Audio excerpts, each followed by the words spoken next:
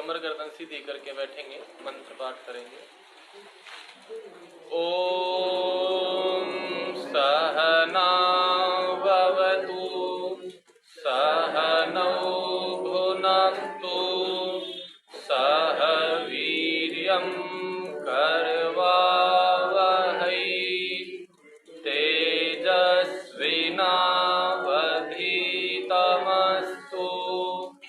मा विद्विषावहै। ओम शांति शांति शांति।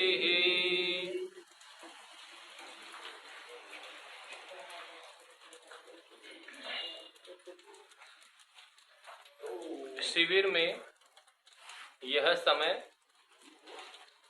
संध्या मंत्रार्थ की कक्षा का है। पीछे मेरी आवाज आ रही है माता जी? अच्छा, जिनके पास पुस्तक है वे निकालेंगे। पृष्ठ संख्या 24, पृष्ठ संख्या 24 क्रियात्मक योग।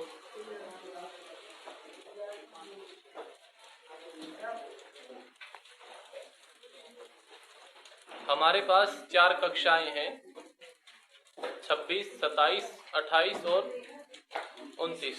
30 को नहीं होगी, 30 को समापन होगा। तो 4 कक्षाओं में हमें इन संध्या के मंत्रों का भावार्थ करना है, मंत्रार्थ करना है।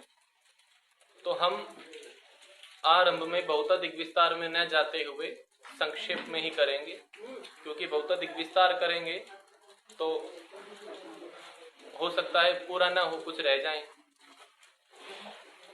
पृष्ठ संख्या 24, पहला मंत्र है। पहला मंत्र है, मेरे साथ मिलकर बोलेंगे। ओम शन्नो देवीरभिष्टय आपो भवन्तु पीतये संयोरभिस्रवन्तु नः।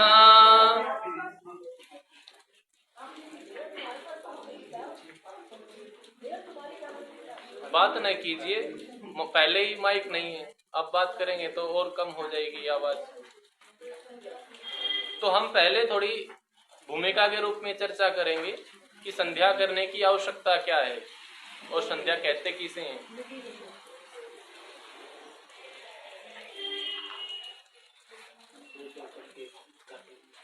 महर्षि दयानंद सरस्वती जी ने एक पुस्तक लिखी है, पंच महायज्ञ विधि। उसमें स्वामी जी लिखते हैं कि जिसमें भली भांति अथवा अच्छी प्रकार से ईश्वर का ध्यान किया जाए, उसे क्या कहते हैं? संध्या कहते हैं। अच्छा, आप में से ऐसे शिवरार्थी कितने हैं जो पहली बार आए? एक बार हाथ ऊंचा करेंगे। ठीक है जी, यहाँ पहली बार नहीं, दर्शन योग के किसी शिविर में पहली बार। ठीक है जी, नीचे कर दीजिए।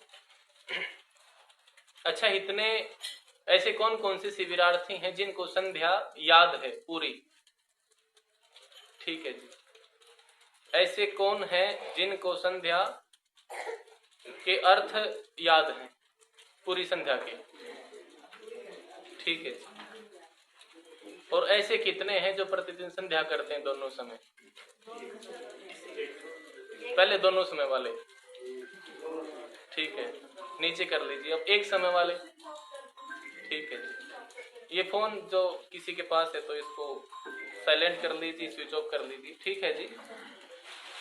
तो देखिए, अपने जैसे शिविर का शीर्षक है जीवन विकास शिविर।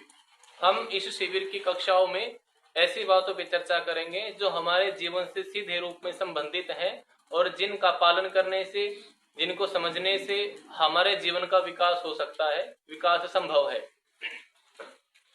इस संसार में मुख्य रूप से 3 पदार्थ हैं, ईश्वर, जीव और प्रकृति। ईश्वर एक है, निराकार है, सर्वशक्तिमान है और न्यायकारी है। आत्मा अनेक है, निराकार है, अल्प शक्तिमान है और अल्पज्य है। थोड़े स्थान पे रहती है, थोड़ा जानती है, लेकिन निराकार है। और जो इसके अलावा बच गए, जो दिख रहा है, जो भी दृष्टिगोचर हो रहा है, ये सब प्रकृति है। पर ये मूल प्रकृति नहीं है। इसके दो रूप हैं। ये जिस रूप में हमारे सामने है, ये कार्य रूप में है।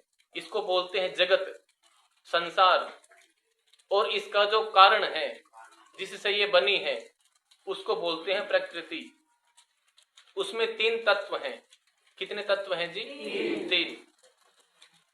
सत्वगुण, रजोगुण और तमोगुण। अब जो ये प्रकृति में 3 पदार्थ हैं, इन तीनों के अपने अपने स्वभाव हैं। और ये जो गुण इसके साथ है, सत्व गुण, ये गुण नहीं है, वास्तव में द्रव्य है। ये वैशेषिक दर्शन का विषय है। द्रव्य उसको कहते हैं जिसमें गुण रहते हैं। जैसे फोन है, तो फोन का जो रंग है वो है गुण, और जिसमें रह रहा है वो है द्रव्य। तो सत्व रजतम, इसके अंदर कुछ गुण रहते हैं, इसलिए इसको द्रव्य कहते हैं। तो जो सत्व गुण है, इसको स्वभाव या इसका गुण है, सुख देता है। क्या देता है जी? सुख देता है। और जो रजोगुण है, ये दुख देता है। क्या देता है जी? दुख देता है। और तमोगुण मूर्खता पैदा करता है, मूढ़ता, आलस्य। ये तमोगुण का लक्षण है। इन तीनों गुणों से युक्त सारे संसार के पदार्थ बने हैं। संसार में कोई भी पदार्थ ऐसा नहीं है कि इन तीनों से रहित हो, अर्थात कोई 2 से बन गया हो या किसी एक से बन गया हो, ऐसा नहीं है। इन तीनों को मिलकर ही बनते हैं सारे पदार्थ। कुछ पदार्थ सात्विक होते हैं, कुछ राजसिक होते हैं, कुछ तामसिक होते हैं। हमारा दिन भर इनके साथ संघर्ष चलता रहता है कि हम सात्विक स्थिति में रहें, क्योंकि प्रत्येक जीवात्मा स्वभाव से क्या चाहती है जी? सुख चाहती है कि मुझे सुख मिले। पर ये 3 चीजें हैं। यदि इसका हम भाग करें मोटा मोटा, तो 100 के 3 भाग करते हैं तो कितना आता है? 33%। अब 33% तो ठीक है, ये मोटा विभाजन कर रहे हैं। और 66% कैसा है? वो गड़बड़ है, वो ठीक नहीं है। उसकी भी आवश्यकता है, वो भी चाहिए। लेकिन मुख्य रूप से जो हमको सुख देता है, जो पदार्थ सुख देने वाला है, वो है सत्व गुण। और जो ये सुख की हम चर्चा कर रहे हैं, सुख का अर्थ है जी अच्छी अनुभूति। जिस स्थिति के प्रति हमारी ऐसी भावना है कि चलती रहनी चाहिए, रुके नहीं, बस चलती रहे, वो सुख है। हम कोई गीत सुन रहे हैं, भजन सुन रहे हैं, ऐसी भावना है चलता रहे, सुख है। पर हम कहीं अग्नि के पास बैठे हैं, वहां ये भावना नहीं बैठे रहे, कोई मई जून में बैठे हैं, वहां से दूर हटने की भावना है। तो जहां रहने की भावना है, ये बनता चलता रहे और मिले और अधिक, सुख है। और जहां से दूर भागने की इच्छा होती है, जो नहीं चाहिए, जो है, जो छोड़ने योग्य है, वो दुख है। ये जो सुख है, ये 2 जगह रहता है। कितने जगह रहता है जी? 2 जगह। एक तो ये बताया, कहाँ रहता है? कौन से गुण में रहता है? सत्व गुण में रहता है। हम मोटे रूप से सुख के 3 भाग कर लें, सुख कितने प्रकार का होता है। तो पहला सुख तो वो है जो हम 5 इंद्रियों से भोगते हैं, रूप, रस, गंध, शब्द और स्पर्श, या स्पर्श और शब्द। तो ये 5 विषय हम जिन इंद्रियों से भोगते हैं, ये जो सुख है, इसको बोलते हैं इंद्रिय सुख। इंद्रियक। कौन सा सुख जी? इंद्रियक, जिसको इंद्रिय से भोगे। हमने सुबह खीर खाई, खीर में सत्वगुण से हमको सुख मिला। कौन सी इंद्रिय से पता चला मीठी है? रसना से। अब बाहर निकलते हैं, सुबह हम यज्ञ किया, वहां से सुगंध आई, तो कौन सी इंद्रिय से पता चला? रसना से नहीं पता चलता, घ्राण से, नासिका। आप रूप देख रहे हैं, ये कितना अच्छा बना हुआ है पीछे जिनविका शिविर, ये किसका विषय है? आँख का। ऐसे स्पर्श हो रहा है, बाहर जाते हैं तो बूंद लगती है और ठंडा लगता है, वो किसका विषय है? और मेरे जो आप शब्द सुन रहे हैं ये कर्णेंद्रिय का विषय। ये जो पांचों प्रकार के सुख हैं ये ऐन्द्रिक सुख हैं। वेदों में और ऋषियों ने इसको भोगना अच्छा नहीं बताया। आप शब्दों पर ध्यान दीजिएगा, भोगना अच्छा नहीं बताया। प्रयोग तो करना ही है, प्रयोग तो रहता ही, उसको तो रोक भी नहीं सकते कि इस भावना से भोगना कि मुझे सुख चाहिए और उसके लिए पुरुषार्थ विशेष करना, ये अच्छा नहीं माना। क्यों नहीं माना? क्योंकि यदि हम इन सुखों को भोगते हैं, प्रयास करते हैं और मिल भी जाते हैं तो भी इनको भोगने से, इनकी प्राप्ति से हमारा संसार में राग द्वेष बढ़ता है, बना रहता है, घटता नहीं है। हमारी मोह माया बढ़ती है, हम इस बंधन में और बंधते हैं। हमारा जो बंधन है ये और मजबूत होता है। इसलिए ऋषियों ने मना किया है कि ये सुख भोगना अच्छा नहीं है। पहले प्रकार का सुख ये है। और जो दूसरे प्रकार का सुख है वो आध्यात्मिक है, वो अच्छा है। दूसरा सुख वो है जो मन से भोगते हैं लेकिन सांसारिक कार्य करके। उदाहरण के लिए हम यज्ञ करते हैं तो यज्ञ करने से अच्छा लगता है। अब वहां तो हमने कोई मिठाई खाई नहीं है, कोई गीत सुना नहीं है, कोई इंद्रिय सीधे रूप में काम आई नहीं है, लेकिन अंदर से भावना अच्छी है, जो अंदर से सुख की अनुभूति हो रही है, जो प्रसन्नता है, ये आध्यात्मिक सुख है। कौन सा सुख है जी? आध्यात्मिक सुख है। और आप जो सुबह दान की घोषणा कर रहे थे, तो कहीं अच्छी स्थान पर दान देते हैं तो उससे भी सुख की अनुभूति होती है, ये भी आध्यात्मिक सुख है। यहाँ भी इंद्रिय ने कुछ भोगा नहीं है। और कहीं सेवा करते हैं, ये भोजन बांटते हैं, या कहीं बाहर किसी विशाल कार्यक्रम में भोजन बांटते हैं, सेवा देते हैं, और जो सभ्यता है, नम्रता है, आओ भगत करते हैं, उसमें जो भावनात्मक रूप से आपको सुख मिलता है अंदर ही अंदर, बाहर से कुछ गया नहीं है पदार्थ, वो कौन सा सुख है जी? आध्यात्मिक, आंतरिक सुख, आध्यात्मिक सुख। ये अच्छा है, इसको लेना चाहिए, ये अच्छी बात है। यज्ञ करना चाहिए, दान देना चाहिए, सत्संग करना चाहिए, स्वाध्याय करना चाहिए, सेवा करनी चाहिए, नम्रता होनी चाहिए, ये वाला सुख अच्छा है। कितने सुख हो गए जी? दो। पहला कौन सा था? इंद्रिय। दूसरा आध्यात्मिक। अब जो तीसरा है वो है ईश्वरीय सुख। तीसरा कौन सा है जी? ईश्वरीय सुख। जो तीसरा है वो दो अवस्थाओं में मिलता है, या तो असंप्रज्ञात समाधि में और या फिर मोक्ष में। यहां नहीं मिलेगा। एक आधा ध्यान करता है तो किसी किसी दिन उनका सत्गुण बढ़ जाता है, अच्छा लगता है, तो वो उत्साह में, प्रसन्नता में कह देता है आज मुझे ईश्वर के सुख की अनुभूति हुई। हमारे जैसे आम आदमी, तो वो भ्रांति है, ईश्वर का सुख नहीं है। ईश्वर का सुख मिलेगा असंप्रज्ञात में, उससे पहले नहीं। उससे पहले कौन सा सुख मिलेगा? आध्यात्मिक, जो सत्वगुण वाला है। जो ईश्वर का सुख है ये अच्छा है, अच्छा नहीं सबसे अच्छा है, क्योंकि इसमें दुख मिश्रित नहीं है, इसमें दुख नहीं है थोड़ा सा भी। ये शुद्ध सुख है, केवल सुख है, दुख नहीं है। परंतु जो तीसरे सुख की बात है ये सरलता से प्राप्त नहीं होता। पहला सुख तो बहुत आसानी से प्राप्त हो जाता है। कोई गाना पसंद है, यूट्यूब पे सर्च करेंगे, सुन लेंगे, बहुत नजदीक है। जो भौतिक है भले ही बहुत पुरुषार्थ करना पड़ता है, लेकिन हम उनके बहुत नजदीक हैं। किसी का जलेबी खाने का मन कर गया, वो जलेबी खा लेगा। मौसम बढ़िया है, उसको लगा भी पकोड़े बनने चाहिए, चाय बननी चाहिए, तो चाय पकौड़ा खा लेगा। लेकिन यदि कहे कि मुझे ईश्वर का सुख चाहिए, तो ऐसे जितनी देर में पकोड़े बन जाते हैं इतनी देर में तो ईश्वर का सुख नहीं मिलेगा, लंबा समय चाहिए, कठिन है। और कठिन का नाम आते ही लोग हाथ खड़े कर लेते हैं, हम नहीं करेंगे, फिर शॉर्टकट ढूंढते हैं, और बस शॉर्टकट के चक्कर में वो आर्य समाज से दूर चले जाते हैं, क्योंकि यहाँ शॉर्टकट की चर्चा करते ही नहीं। और यदि सबसे छोटा है तो यही है, क्योंकि उनको भी यही आना है। 2 4 5 जन्म वहां लगा के फिर यहाँ आना है, तो क्यों नहीं इसी जन्म में आए?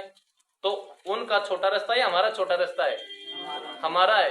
पर वे बेचारे इस भूल में जाते हैं कि वो छोटा है। तो छोटा यही है, और वो तो रास्ता ही नहीं है, भटकाव है। स्वामी जी कह रहे थे ना, रास्ते भी अलग हैं और मंजिल भी अलग है। तो भले ही कठिन है ईश्वर प्राप्ति, मोक्ष प्राप्ति, पर असंभव नहीं है। असंभव क्यों नहीं है? क्योंकि जो ऋषियों के ग्रंथ होते हैं, वेद होते हैं, उसमें असंभव बात की चर्चा नहीं होती, संभव बात की चर्चा होती है। ऋषियों ने कहा है, स्वामी जी कहते हैं मोक्ष प्राप्त करना है, मोक्ष में चलो, यहाँ तो राग द्वेष है, समस्याएं हैं, चिंताएं हैं, भय है। तो जब इतने सारे कह रहे हैं, ऋषि कह रहे हैं, विद्वान कह रहे हैं, वेद कह रहा है, तो असंभव नहीं है, संभव है। और पहले भी हुआ है और अब भी प्रयास कर रहे हैं और आगे भी होता रहेगा। मोक्ष की प्राप्ति प्रत्येक काल में संभव है। ऐसा न माने कि कलयुग में नहीं हो सकती। स्वामी दयानंद जी कौन से युग में थे? कलयुग में ही तो थे जी, उनको भी होगी प्राप्ति। तो कलयुग में भी हो सकती है, प्रत्येक युग में हो सकती है। और हाँ जी, का अगला जन्म नहीं हुआ होगा, मोक्ष हो गया। हाँ जी, उनका मोक्ष हो गया। आप कहेंगे कैसे हुआ, कैसे पता चलता है? जो मोक्ष है ये फल है, ये फल उसको मिलेगा जो ये कार्य कर लेगा। वो कार्य कौन सा है? योग दर्शन में कहा है, जो अपने 5 क्लेश, अविद्या, अस्मिता, राग, द्वेष और इनका जो नाश कर देगा, इनको जो दग्ध बीज कर देगा, उसको मोक्ष मिल जाएगा। अब जो आप विद्वान हैं, बड़े विद्वान हैं, जिन्होंने इस मार्ग में बहुत वर्ष लगाए हैं, उन्होंने योग दर्शन के आधार पर ऐसा पाया कि महर्षि जी का मोक्ष हुआ है। हाँ जी, आप कुछ कह रहे हैं? वैसे ऊपर हाथ कर रहे होंगे। तो महर्षि जी का इस आधार पर मोक्ष हुआ क्योंकि उनकी मोक्ष के लिए योग्यता बन गई थी। वे जीते जी जीवन मुक्त हो गए थे। क्या हो गए थे? जीवन मुक्त, जिसका अगला जन्म न हो और मोक्ष की योग्यता हो गई। अब मृत्यु होते ही उनको मोक्ष मिलेगा। अगला जन्म नहीं होगा इसका मतलब ही नहीं कभी नहीं होगा, होगा, वापिस तो आना पड़ेगा। जीवन मुक्त योगी के क्या कहते हैं, 5 क्लेश नष्ट हो गए, दग्ध बीज स्थान पहुंच गए। हाँ जी, तो क्या कहते हैं, आलम्बन मिलने पे वो क्लेश फिर से आ सकते हैं क्या? नहीं जी, इसी को तो दग्ध बीज कहते हैं। दग्ध बीज कहते हैं, जैसे आपने जो भुट्टा खाया किसी ने, तो वो तो उबला था। जो कुकड़ी खाते हैं, जिसको भून देते हैं, उसको आप दोबारा डालेंगे, वो हो जाएगा, अंकुरण हो जाएगा। उसमें गेहूं होता है, उसको भून दीजिए, अंकुरण हो जाएगा। दग्ध बीज कहते ही उसी को है जिस संस्कार को भून दिया, अब नहीं होगा वो, चाहे कुछ भी हो जाए, कुछ भी नहीं, कुछ भी हो जाए सामने, अब वे अपनी इच्छा से उस संस्कार को नहीं उठाएंगे, दबा के रखेंगे। दबा दिया, संभव ही नहीं है, कोई आलम्बन आए, कुछ आए। जब भी उनका जन्म होगा, मतलब मोक्ष खत्म होने के बाद, मोक्ष का समय खत्म होने के बाद जो जन्म लेने आता है, तो उन जीवात्माओं का एक सामान्य जन्म होता है, या फिर उनका कुछ ना कुछ जो उनके गुण होते हैं या उनके कर्म होते हैं, वो उनके अनुसार उनका आगे जन्म होता है? मोक्ष के बाद जो जन्म होगा वो कैसा जन्म होगा? हाँ जी, तो मोक्ष से पहले ये बात ध्यान देने की, हमारे 5 क्लेश तक बीज हुए हैं, सारे कर्म नष्ट नहीं हुए हैं। क्योंकि यदि ऐसा मान लेंगे कर्म नष्ट हो गए तो फिर फल किस आधार पर मिलेगा?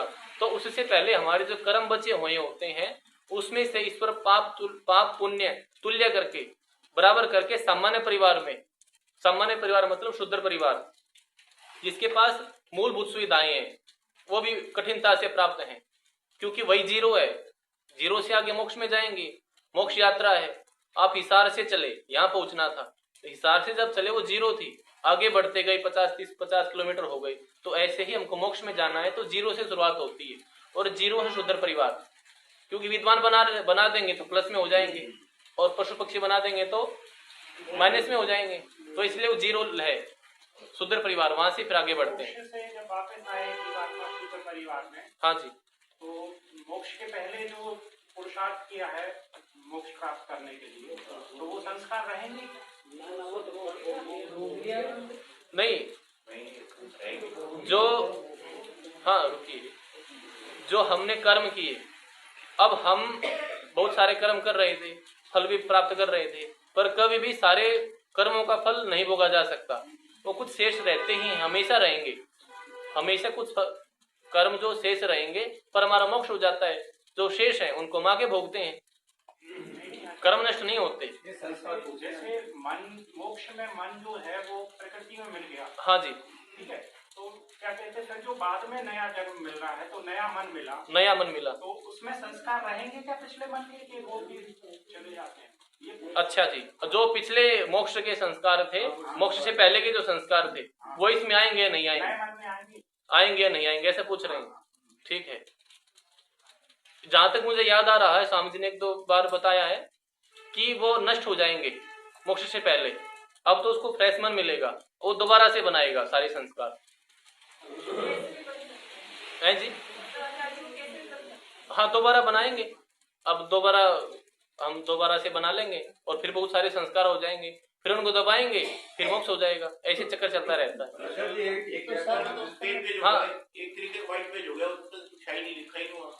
है जी, जैसे आप बता रहे हैं उस हिसाब से व्हाइट पेज हो गया, पेज है। हाँ जी, ऐसा ही बिल्कुल फ्रेश मिलेगा। अच्छा जी, मैंने YouTube पे स्वामी जी सुनते देखे थे, वो तो ये कह रहे थे कि क्या नाम है, संस्कार तो कभी खत्म होते ही नहीं, लाखों करोड़ों जन्म हमारे पहले हो चुके हैं, लाखों करोड़ ज्ञान एक और प्रत्येक आत्माओं के क्या नाम है एक बार मोक्ष हो चुका। हाँ मोक्ष हो चुका है, संस्कार को भी मैंने कहते थे खत्म तो होते ही नहीं, वो तो चलते रहते। कोई बात नहीं, अगली कक्षा स्वामी जी की है, स्वामी जी से पूछ लेंगे। कर्म बचे रहते हैं। मेरे को ये समझ आ रहा था, कर्म बचते हैं, संस्कार नष्ट होते हैं, और अधिक स्पष्ट कर लेंगे।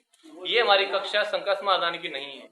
यदि शंका समाधान करेंगे तो ये वाला विषय रह जाएगा। तो हम संध्या के मंत्रों पर चर्चा करेंगे। हमने मोटी भूमिका ये बनाई, 3 पदार्थ है संसार में, ईश्वर जी प्रकृति, हम आत्माएं हैं। 3 प्रकार का सुख है, भौतिक, ये जो ऐन्द्रिक है, आध्यात्मिक और ईश्वर वाला। पहला जो भौतिक सुख है, इसको भोगना अच्छा नहीं माना गया, आध्यात्मिक को और ईश्वर वाले सुख को भोगना अच्छा माना गया। हाँ जी बताइए। वो कहते हैं ना कि ज्ञान आत्मा में रहता है, तो वो ज्ञान तो आत्मा में रहेगा, वो संस्कार जो हमने ज्ञान प्राप्त किया था। हाँ ज्ञान तो रहता है, स्वामी जी से अर्थ स्पष्ट कर लेंगे, क्योंकि हम इसमें समय लगाएंगे तो हमारा ये रह जाएगा, संध्या के मंत्र रह जाएंगे। तो हमने पहला मंत्र पढ़ा, तो हमको संध्या की आवश्यकता इसलिए है कि हमको आध्यात्मिक सुख भोगना है, और बाद में जो ईश्वर वाला सुख है, जो असंप्रदाय समाधि में और मोक्ष में मिलता है, वहां तक पहुंचना है। उसके लिए संध्या करना अति आवश्यक है, क्योंकि संध्या यदि नहीं करेंगे तो हमको इन 3 पदार्थों का अच्छी प्रकार से ज्ञान नहीं होगा। अब जो आगे पढ़ेंगे ना हम, तो इन्हीं पदार्थों की इसमें चर्चा होगी कि आपने संसार को बनाया है, आप ही बनाने वाले हैं, पहले भी बनाया था, आगे भी बनाएंगे। इसी प्रकार की इसमें चर्चा होगी। तो हम पहले मंत्र पर विचार करते हैं। ओम, ओम सर्वरक्षक, ईश्वर का मुख्य और निज नाम है।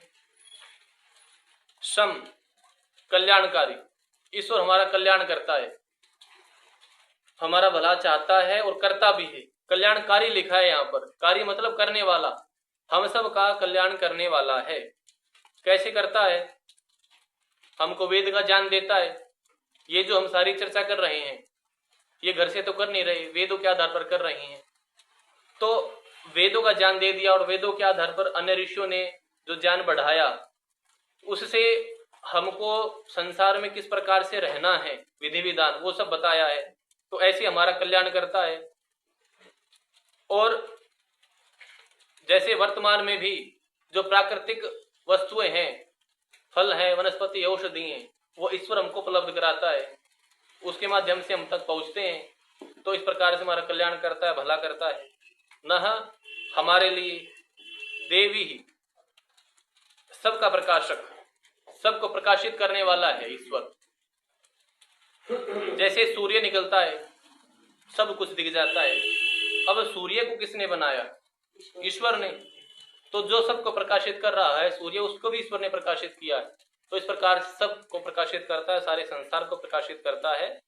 अभिष्ट, ये मनोवांछित सुख के लिए, मनोवांछित सुख, हम जो चाहें वही सुख। और एक जगह आता है, हम जिस जिस पदार्थ की कामना या वांछा करें वह प्राप्त हो जाए।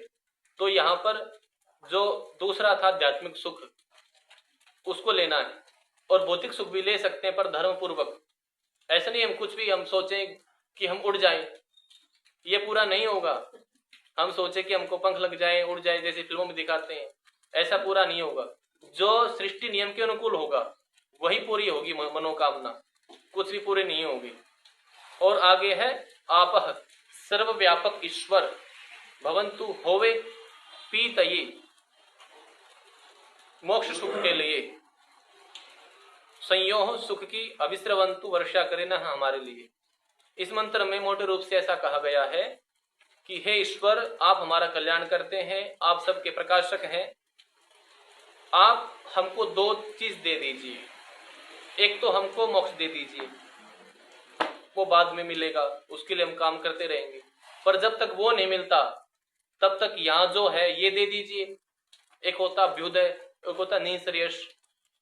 तो निःश्रेयस मोक्ष है, अभ्युदय दे दीजिए ताकि हम वहां तक पहुंच सके। तो हमको अभ्युदय भी दे दीजिए और इसके बाद मोक्ष दे दीजिए, और हमारे ऊपर क्या करें, सुखों की वर्षा करें। अब हम बाहर जाते हैं तो पूरे भीग जाते हैं, तो ऐसे हम सुखों से लबालब हो जाएं, सुख ही सुख हो, ऐसा इस मंत्र में भाव है, ऐसी कामना है। जो संध्या करता है व्यक्ति वो पहले ही ऐसी भावना रखता है। अब लोग ये कहते हैं यार इसमें जी भगवान को नहीं मानते, भक्ति को नहीं मानते। हमारे तो पहले ही मंत्र में ईश्वर से ऐसी प्रार्थना की, ईश्वर से, ईश्वर मतलब भगवान परमात्मा। जब जो व्यक्ति मानता ही नहीं है तो कामना कैसे करेगा?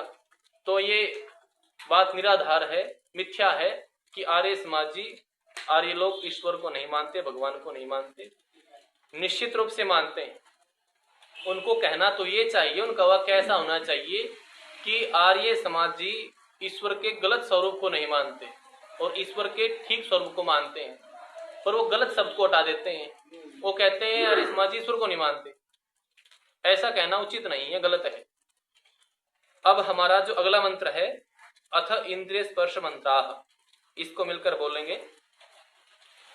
ओम वाक् वाक्, ओम प्राणः प्राणः, ओम चक्षुः चक्षुः, ओम श्रोत्रम् श्रोत्रम्, ओम नाभिः, ओम हृदयम्, ओम कंठः, ओम शिरः, ओम बाहुभ्याम यशोबलम्, ओम करतल कर पृष्ठे।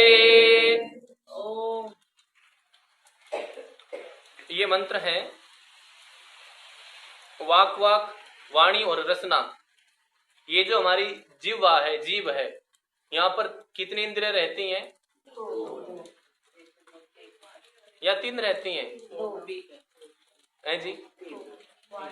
3 नहीं रहती। 3 कौन कौन सी हैं? स्पर्श। अच्छा, स्पर्श कौन कौन कह रहा है स्पर्श नहीं होती? है ना स्पर्श भी। गिला वो पता चलता है ना ठंडे गर्म का, तो स्पर्श है। और क्या है? रसना है। और वाक। तो 3 इंद्रियां यहाँ पर है। ये विचित्र बात है, और कहीं नहीं है। और 2 है सब जगह, ये भी समझ लीजिए आप। सब 2 तो सब जगह है ही। एक जो है वो, और जो त्वचा, ये व्यापक है पूरे शरीर में। त्वचा तो है ही एक तो पूरे शरीर में, और जहां जहां दूसरी इंद्रिय है तो वो भी हो गई, तो 2 होगी। और यहाँ पर ये तीसरी भी आ गई। इसमें 2 है और एक की 3 हो गई, तो 3 है। वाणी और रसना, प्राणा प्राण, प्राणवायु, चक्षु दोनों आंखें, दोनों कान, नाभि, हृदय, कंठ, सिर, दोनों भुजाएं, यशोबलम। यशोबलम मतलब यश और बल, कीर्ति और शक्ति। कीर्ति मतलब जिसकी अच्छे कार्य से प्रसिद्धि हो जाती है। किसी ने कोई अच्छा कार्य किया, उसको जानकारी जो बढ़ती है, लोगों में सूचनाएं मिलती है, और जो उसके प्रति अच्छी भावना बनती है, वो कीर्ति होती है। और शक्ति आप जानते ही हैं, शक्ति, बल। करतल, कर पृष्ठ। कर बोलते हैं हाथ को। कहीं उद्घाटन होता है ना, वहां लिखते हैं कि फला फला व्यक्ति के कर कमलों से। कर मतलब हाथ, करतल हाथ का तल, और कर पृष्ठ ऊपर का भाग। पूर्ण आयु पर्यंत बलवान रहे, निरोग रहे, स्वस्थ रहे, ऐसी इन मंत्रों में प्रार्थना की ईश्वर से। अब अगला जो है वो है ईश्वर की प्रार्थना पूर्वक मार्जन। इसमें हमने स्पर्श किया, पर इसमें ईश्वर से संबंधित कोई शब्द नहीं आया, इसमें सीधा इंद्रियों का था। अब आगे प्रत्येक के साथ ईश्वर के गुणों को भी जोड़ देंगे, मिलकर बोलेंगे इस मंत्र को।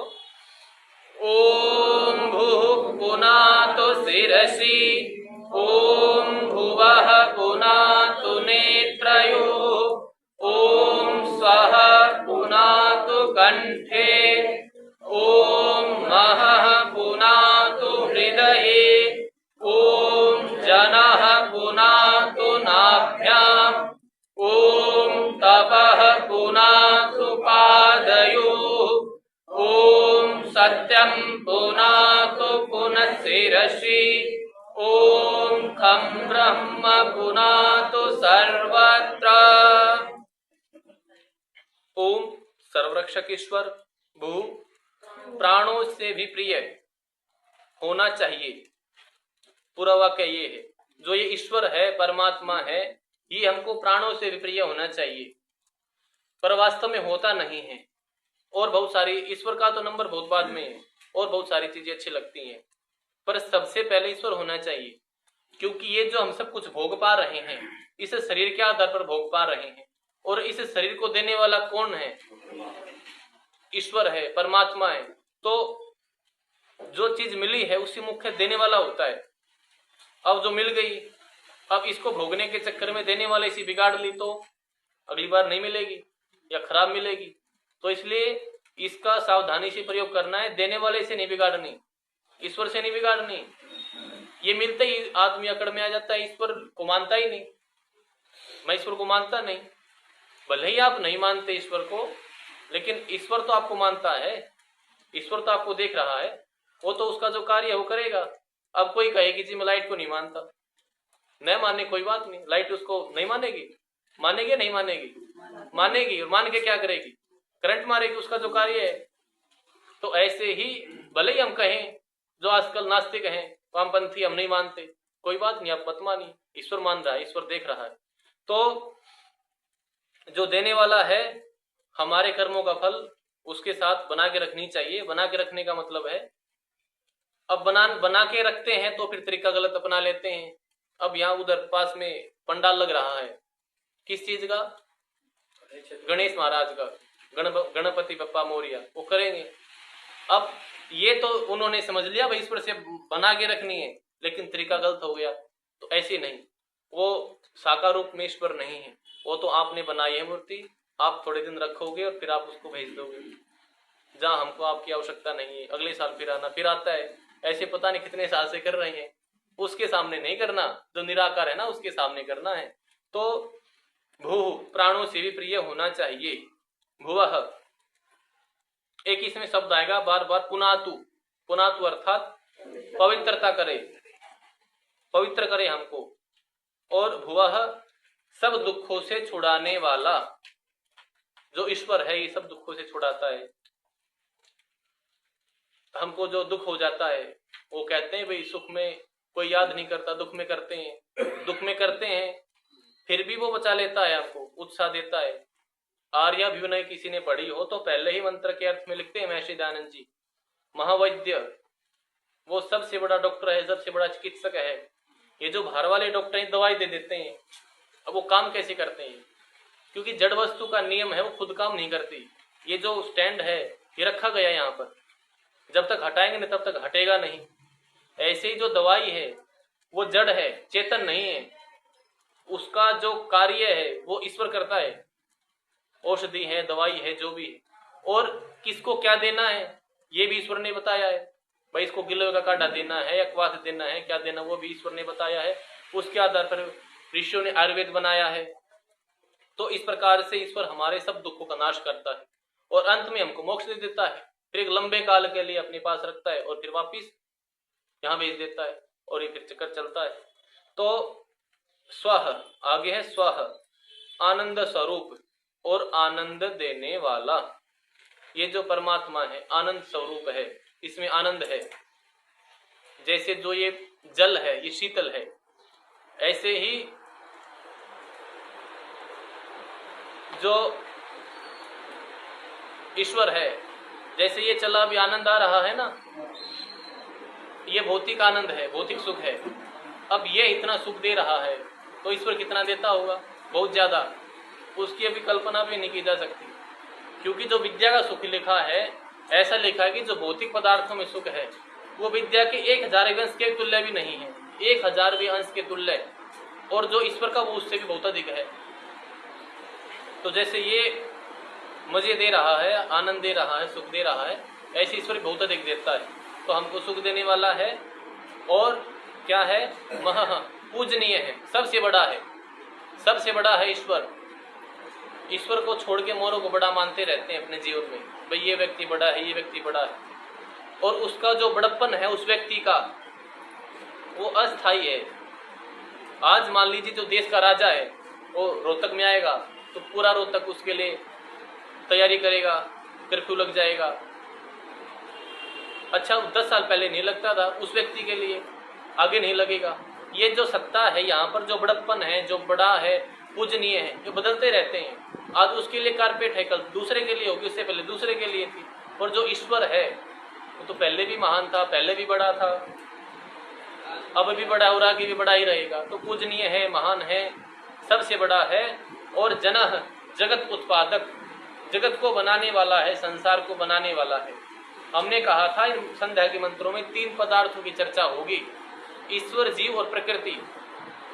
हम कह रहे हैं आप बनाने वाले हैं, तो एक बनाने वाला हो गया, और एक जिसको बनाया जा रहा है, एक वो हो गया। और कौन कह रहा है, वो कह रहा है जो न बनने वाला है और न बनाने वाला है। वो कौन है जी, किसके लिए बनाया गया है संसार, जीवात्मा। हम कह रहे हैं आपने बनाया है और इसको बनाया है, तो तीनों चीजें आ गई। तो त्रैतवाद पूरी संध्या में चलता है। आगे है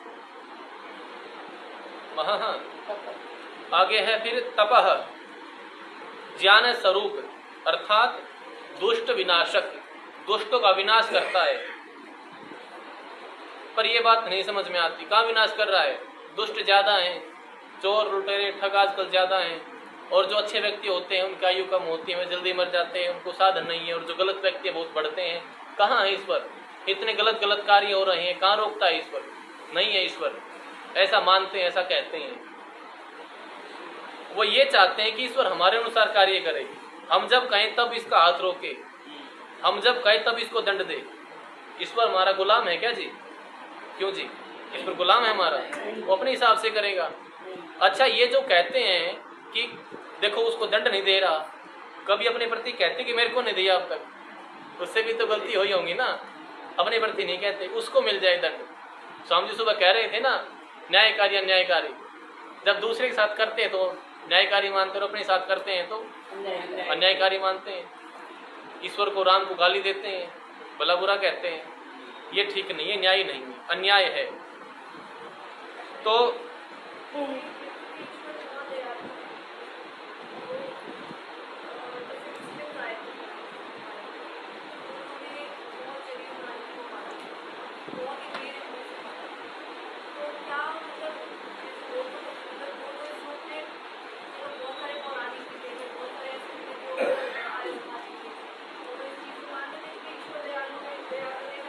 हाँ जी,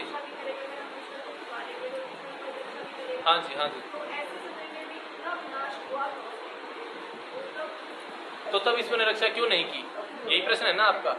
हाँ जी, तो अच्छा अभी हमारा शिविर चल रहा है, हम यहाँ कोई नहीं उठे यहाँ से, और हम कह दे हे ईश्वर हमारी घंटी बजाइए, बजा देगा?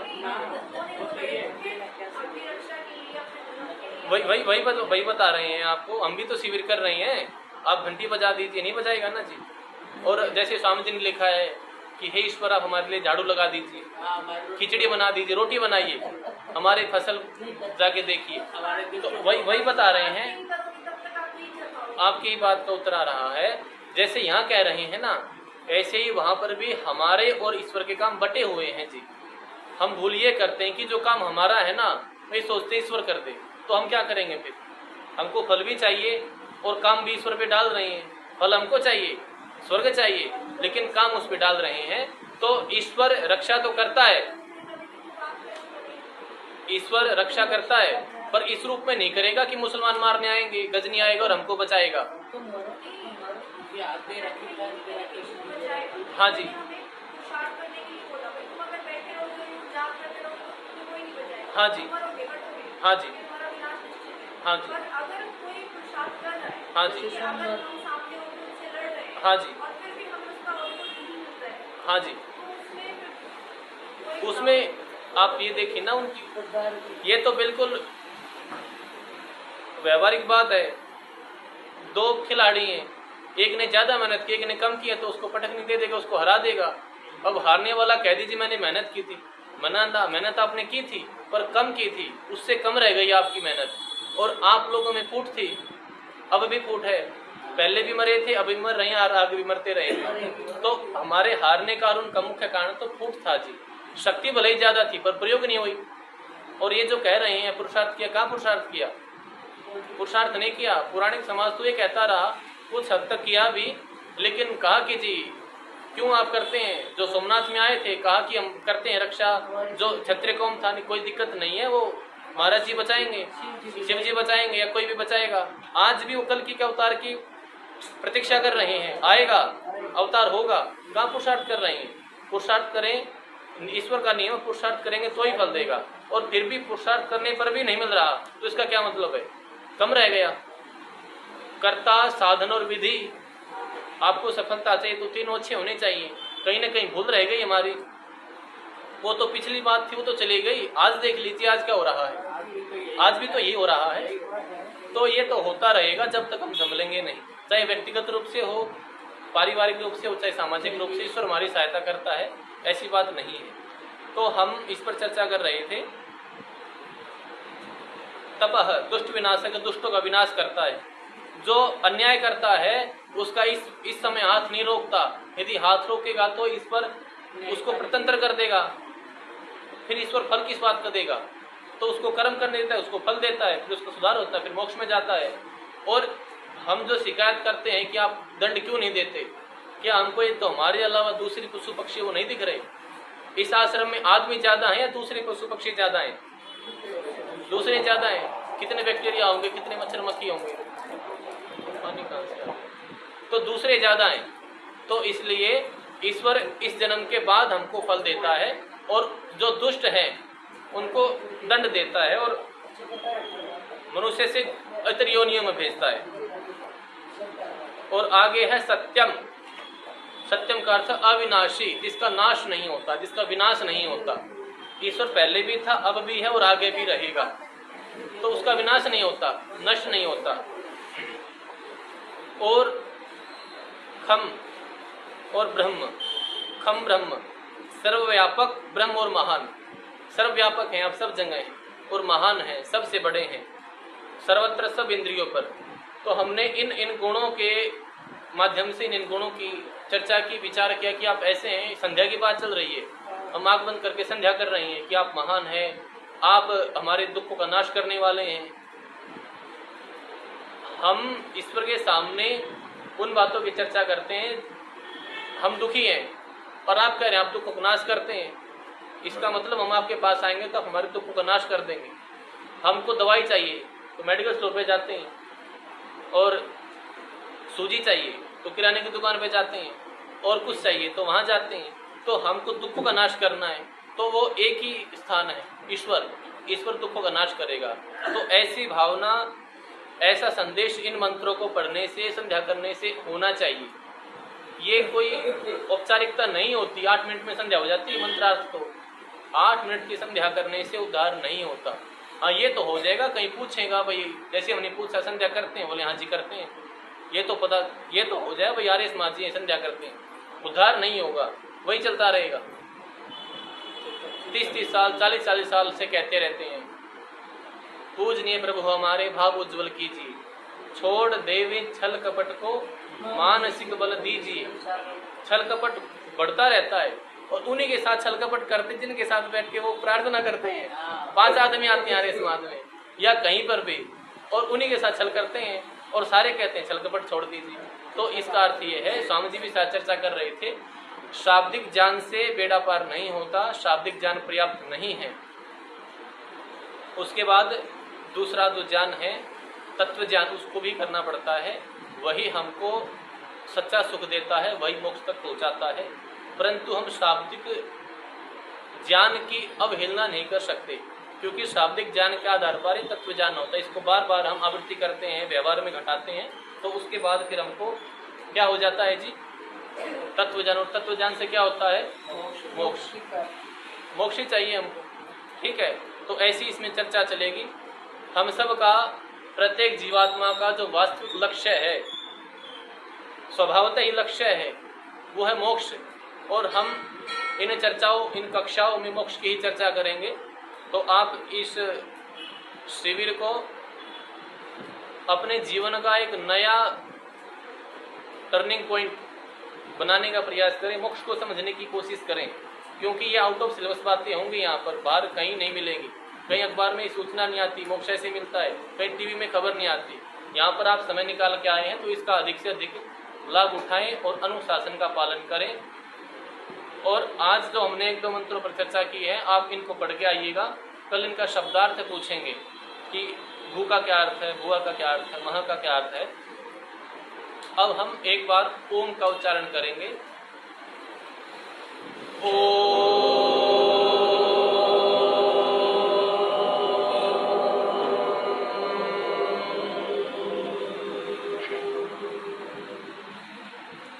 बोलेंगे सर्वेभ्यो नमः। सबको सादर नमस्ते जी। आपस में भी नमस्ते कर लीजिए। यदि आप घर बैठे ऑनलाइन माध्यम से संस्कृत बोलना सीखना चाहते हैं तो आप हमें दिए गए नंबर पर व्हाट्सएप करें अथवा कॉल करें। हम आपको संस्कृत सीखने की ऑनलाइन कक्षाओं में जोड़ लेंगे। यदि आप घर बैठे संस्कृत सीखने की कोई पुस्तक खोज रहे हैं तो भी आप हमें दिए गए नंबर पर व्हाट्सएप करें। हम आपको घर पर ही संस्कृत की एक अच्छी पुस्तक उपलब्ध कराएंगे।